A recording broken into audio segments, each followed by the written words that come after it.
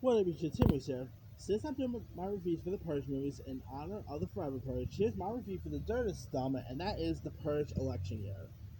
Now, this one starred Elizabeth Mitchell, who in 2022, uh, when she was like very young, her and her family were tied up by a mass purger, and he ends up targeting him with his purge playlist, and then also tells them that they will play a final purge game called Mommy's Choice, where the mother chooses the sole survivor while everyone else dies here, and so Mitchell's character Charlie is ends up being chosen and is forced to watch as her mother, father, and brother are killed. So 18 years later in 2040, she's now the U.S. Senate and is processing to executive action to end the annual purge night. And so here you of course have her her head of the Secret Service is Leo Barnes, of course, who was of course played by Frank Grillo, who was in the second Purge film. So he pretty much her head is security trying to keep her alive for the next 12 hours of mayhem. Uh, and you also got Mackay Williamson, who you might know as Bubba from Forrest Gump. It was really cool seeing him pop up in this. He of course plays Joe Dixon, who's a working class deli owner, with Joseph Julian Starr, who plays Joe's employee and close friend.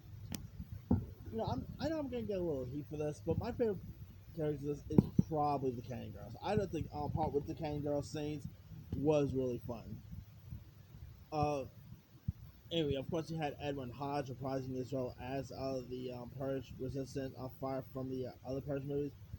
Um, you also had Betty Gabriel, who will later go on to appear in another Blumhouse hit, which was Get Out. She was also in the not so good recent Unfriended sequel, which wasn't so good either.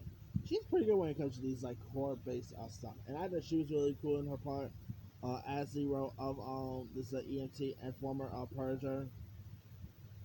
So yeah, this definitely had some really cool stuff. I mean, I remember when this thing first got released because first premiered on July 1st, 2016. I remember when this thing first got released because it was like the same year where where we were having the presidential where we are having the presidential election, and Trump was of course was that year Trump ended up winning and all, and so all the posters kept saying had like a hat on it and kept saying "Make Purge great again," which I thought was one of the funniest marketing I've seen. I mean, this movie did got released in 2016, which was probably one of the most weirdest years in history. But yeah, that aside, the Purge election year is definitely a really fun one. Has some really fun, cool moments in it. Cool characters. I mean, to be honest, this might just be my favorite of the Purge movies. The first one was good. The second one was decent. I'm gonna talk about the fourth one in a separate video. The new one, the Forever Purge, was alright, not as good as the other ones. But if I had to choose my favorite out of the Purge movies, it has to be Election Year. I just thought this one was much fun as the other one. So yeah, if you guys have not really seen the Purge Election Year, it makes a pretty good dough as well. Let me see how much. I don't remember how much it made.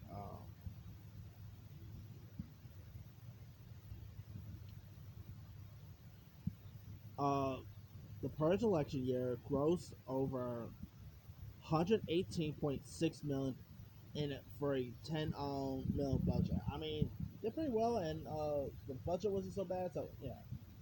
Anyway, let me lead you guys. Have you ever seen the Purge election yet? If so, what's up? Were you a fan of it? Were you not a fan of it? Drop comments below. Don't forget to like, subscribe, hit that bell for notifications. This is Simu signing off.